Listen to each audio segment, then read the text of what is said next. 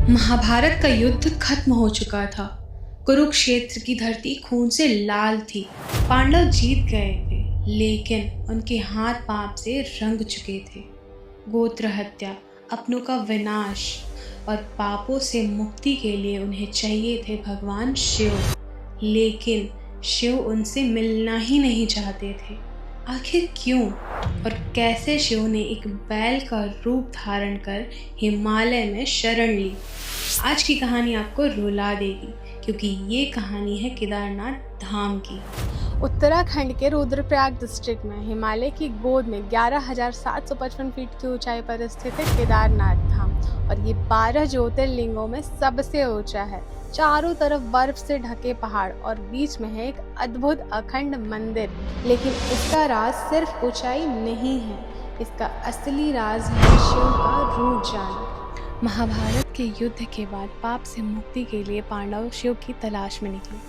वो काशी गए, लेकिन भगवान शिव वहाँ से अंतर्ध्यान हुए। शिव नहीं चाहते थे कि इतनी हत्या करने के बाद पांडव इतनी आसानी से पाप मुक्त हो जाएं, और इसीलिए वो हिमालय की ओर चले गए। और वहाँ जाकर उन्होंने एक विशाल ऋषभ यानी कि एक बैल का रूप धारण किया। लेकिन भीम ने जो किया वो आपको हैरान कर दिया। पांडव भी हिमालय पहुँच गए।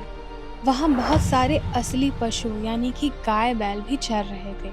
पांडव समझ नहीं पा रहे थे कि उनमें से शिव कौन है। तब भीम ने एक योजना बनाई। भीम ने अपना विशाल पहाड़ जैसा रूप धारण किया। दो पहाड़ों के बीच अपने पैर फैलाकर खड़े हो गए।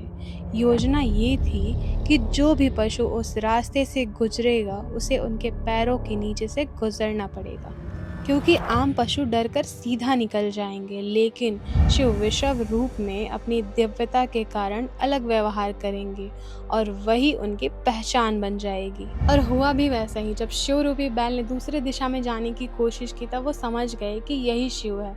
तब भीम ने उस बैल की पीठ पकड़ ली, लेकिन वो बैल उसी धरती पर वहीं पे विलीन हो गया, और जिस हिस्से को भीम ने पकड़ा हुआ था वो पत्थर बन गया।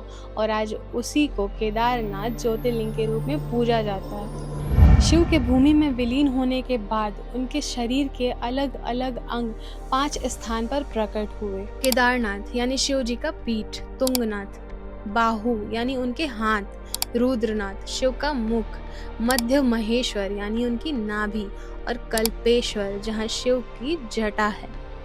शिव को पाने के लिए पांडवों को एक नहीं बल्कि 5 धामों की यात्रा करनी पड़ी, क्योंकि शिव आसानी से नहीं मिलते। हर साल नवंबर से अप्रैल तक केदारनाथ बंद हो जाता है बर्फ के कारण, लेकिन पूजा रुकती नहीं। मूर्ति को ले जाया जाता है ओमकारेश्वर टेम्पल, और वहीं पर 6 महीने पूजा होती है। लेकिन अप्रैल महीने के अंत में अक्षय तृतीया के आसपास जब केदारनाथ धाम के कपाट वापस खुलते हैं तो वहाँ से मूर्ति को वापस केदारनाथ धाम लाया जाता है। लेकिन क्या आप जानते हैं ये मंदिर हजारों साल से इतनी तबाहियों के बाद भी कैसे खड़ा रहा? मान्यता है कि पांडवों ने यहाँ प्रथम मंदिर की स्थापना की, और उसके बाद 8वीं सदी में आदि शंकराचार्य ने इस मंदिर का पुनरुत्थान किया, और उन्होंने केदारनाथ धाम को 4 धामों में से एक का स्थान दिया। और मान्यता ये भी है कि उन्होंने यहीं इसी स्थान पर समाधि भी ली। मंदिर के पीछे स्थित है आदि शंकराचार्य समाधि स्थल। उन्होंने केवल 32 साल की आयु में यहीं देह त्याग दिया। केदारनाथ 6 महीने बर्फ में ढका रहता है, लेकिन स्थानीय पुजारियों का कहना है कि जब 6 महीने के बाद भी मंदिर का कपाट खोला जाता है तो अंदर जो जलता हुआ दिया छोड़ा गया था वो दिया वैसा ही जलता हुआ मिलता है।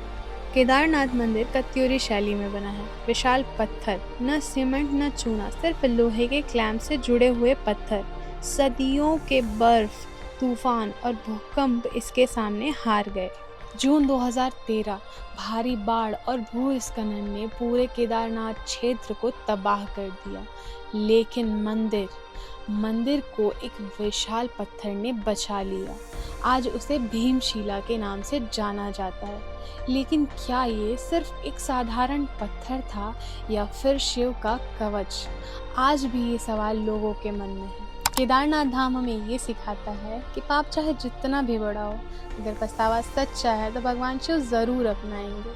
सोमनाथ में शिव ने चंद्र का श्राप मिटाया, मल्लिका अर्जुन में पिता का प्रेम दिखाया, महाकाल में समय को ही झुका दिया, ओमकारेश्वर में ओम का रहस्य समझाया, लेकिन केदारनाथ में भगवान शिव ने पाप से भरे हृदय को भी अपनाया। अगर आप भी मानते हैं कि शिव सबसे दयालु पिता हैं तो कमेंट में लिखिए हर हर महादेव। मिलते हैं अगले अध्याय में। हमारा अगला एपिसोड होगा भीमा शंकर, जहां भगवान शिव ने एक असुर का विनाश किया। मिलते हैं अगले अध्याय में, तब तक के लिए हर हर महादेव।